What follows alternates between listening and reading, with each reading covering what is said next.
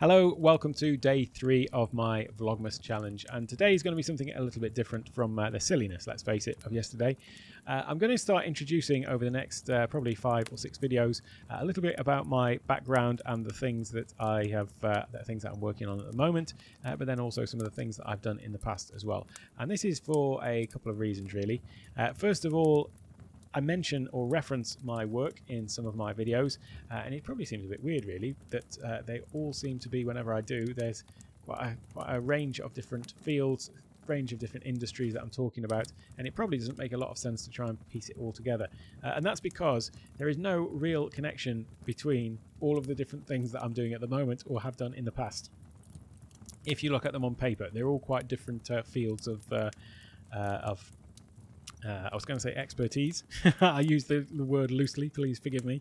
I do actually call myself on my my bio an uncertified polymath, a polymath being someone who has knowledge in a broad range of fields. It's kind of tongue-in-cheek, really, that I use that, because the other word for this is jack of all trades, master of none. So you can take your pick which one of those it is. But I'll start at the start today, and not right at the start. I'll skip the childhood. Although when I was a kid, and especially as I was getting to my teens, the one thing that I really wanted to do when I grew up was I wanted to work in the field of aviation, aircraft design, things like that. And perhaps when I grow up, I might still do that. But I did go down that path initially, actually, and I went to university to study aeronautical engineering. And apart from waiting tables and things like that I did as a student, the first sort of professional role that I had was working for a company that designed seeker systems and guidance systems for missiles. And this was, in many respects, my ultimate job, my dream job, because I loved the technological side of it, being at the cutting edge, literally, of technology. I mean, there's some of the stuff that I was working on there that is still not in the public domain and is still, classified. It still would be considered, cutting edge even now, because we're generally in the public. We're generally a little bit behind military technology. So it was a really fascinating experience, and the things that I worked on there. One of the things that the company was working on was basically what the body scanners that you get in airports was sort of evolved from, really. So those scan your body and can see if you're concealing anything underneath your clothing. Well, those came from basically a much larger version of that was mounted onto the back of a truck that could basically observe a convoy of enemy trucks and see what was inside those trucks by being able to see through the wall of the truck, the side panel of the truck. And it's one of those things that, even though I understand how it works, conceptually it's still a hard thing to sort of grasp, because when we look at objects, we see the solid desk as the solid desk. It seems impossible that you could have something above the desk that could look down on the desk and see what was underneath the desk, but you totally can. You can see through concrete walls if you want. It's quite astonishing. So being at the as I say, at the sort of forefront of technology like that was just an amazing experience. And the other thing about this whole field, really, and that company and what that sort of industry is, the level of precision that is required and is just is expected. And if you think about products that are really well engineered these days, like iPhones and stuff like that, the way that they've got the tolerances and all those sorts of things down on those, and the fit and finish and the build quality of them, you would think it's pretty close to perfect, isn't it? Well, the fact is, it is way off compared to what is required in some of these military applications. One of the other projects that I was involved in was an optical scanner, so a scanner that mounts to the front of a missile that would basically literally look to find the targets, and it would be able to be fired, and then it would be able to scan the sky in front of it within a cone out in the front of it to be able to pick out a particular target and actually prioritize which target to engage with. And it was yeah, if you think about image stabilization and things like that in an iPhone, let's keep with that example, how amazing it is that you can be on your bike or snowboarding or something like that, and you're holding one of these cameras, and it seems as though it's keeping everything nice and steady. Well, imagine trying to do that at Mach 5 with heat and vibration to consider as well, and still being able to function flawlessly and perfectly every time, because obviously there's lives at stake, there's large amounts of money at stake as well with each of these missiles that are hundreds of thousands, millions of dollars each, in fact. So it's quite something that needs to be working properly and flawlessly. And so my perfectionist tendencies rather were probably certainly heavily fueled at this stage. I was already a bit of a perfectionist as a kid, to be honest, but this really just sort of compounded the fact that it does actually need to be perfect. As a sort of mathematician as well, so the sort of, obviously engineering is just mathematics.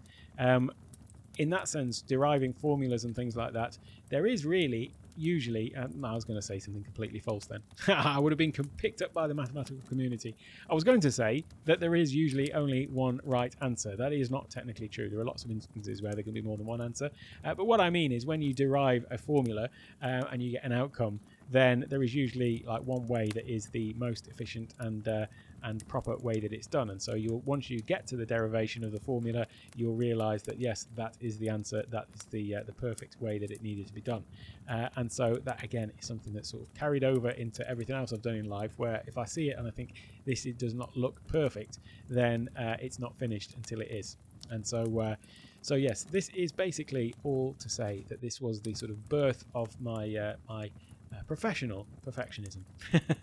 The other reason why I wanted to just mention this, though, was that I've mentioned in the title of this video and also on the thumbnail that it's not rocket science.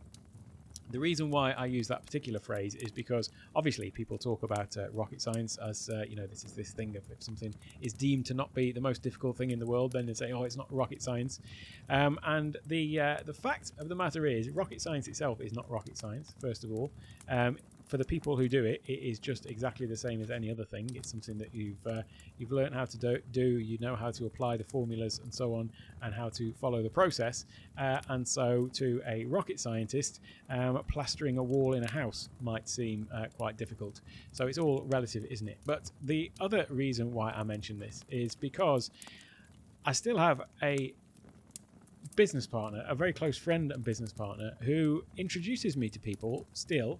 Bearing in mind that this is a role that I had over 20 years ago, he will introduce me to potential clients and people like that as this is Alec. He's a former rocket scientist.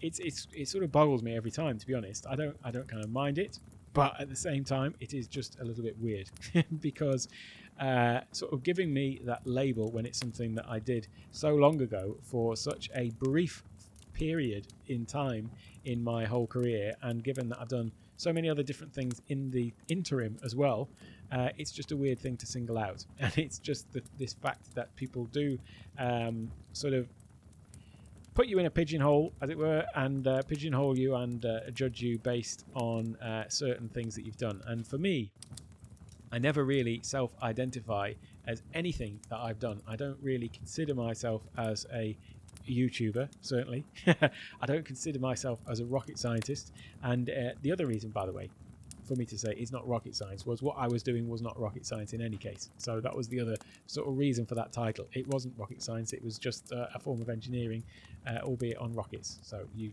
be the judge of that. But yeah, people do make assumptions based on things that you've done in your past roles that you've had, and so on. And so I don't actually self-identify as any of these things that I've talked about today, or any that I will be talking about over the next few videos. I just solely identify as a creative problem solver, and that is essentially all that I think that I am. But that is actually just also the definition, I think, of being human. We are all just naturally creative problem solvers, and So yeah, I guess really, I suppose I'm saying that I identify as human. There is a whole other thing about identity, which is to do with where you're from, of course, isn't there? And you know, I'm living in Thailand, but I'm from the UK. So everyone here thinks that I'm obviously a foreigner because I'm from the UK. But I've lived here for the majority now of my adult life. I've lived longer here as an adult than I lived in the UK, and I certainly feel that this is more like my home. I identify with you know, everything around here more as, you know, my home than I do the UK now. So it's just funny, isn't it, how people will make those assumptions. So I don't associate myself or identify as English, Thai, or anything like that. I'm just essentially a human trying to get on and just generally do my best. So that is a bit of a digression there from my career path. But in any case, that is the first sort of step. And over the next few days, as I say, I will be mentioning some of the other things that I've done, and I suppose trying to link them all together. But the common thread, as I say, is creative problem solving. That is all for this one, but I will be speaking to you again, if you want to listen, in my next Vlogmas video tomorrow. But I'll leave a link, by the way, on all of these to just my Vlogmas playlist. So if you've missed any of the other ones and you want to go and catch up on more of this nonsense, then by all means, feel free. And leave a comment down below if you're in any way interested to learn more about any of the things that I'm talking about in these videos as well. So yeah, thank you very much, and happy Vlogmas to one and all.